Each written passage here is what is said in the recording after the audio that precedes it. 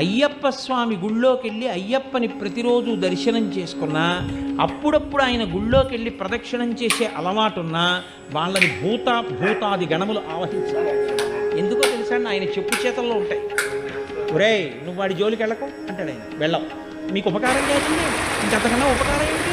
వాళ్ళు వచ్చి మీ మీద పడిపోయారు అనుకోండి, ఎన్నుంటే మాత్రం వాళ్ళు మీద పడిపోకుండా ఆయన కాపాడతారు.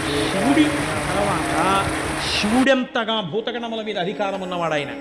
శివుడిలా ధర్మమునందు అనురక్తి ఉన్నవాడు, శివుడిలా గురువులంటే ప్రీతి ఉన్నవాడు, శివుడిలా జ్ఞానమిచ్చి మోక్షం ఇవ్వగలిగిన వాడు, విష్ణువులా పూర్ణుడు, విష్ణువులా పుష్కలుడు, విష్ణువులా ఏది కావాలంటే అది ఇవ్వగలిగిన వాడు, అమ్మవారిలా శక్తి స్వరూపుడు, అమ్మవారిలా నిరంతరము ఎటువంటి కదలికలైనా కదలించగలిగినటువంటి వాడు, ఎంత శక్తినైనా ఇవ్వగలిగిన వాడు, ఇన్ని కదలికలను ఆపి లయం చేసి మోక్షం ఇవ్వ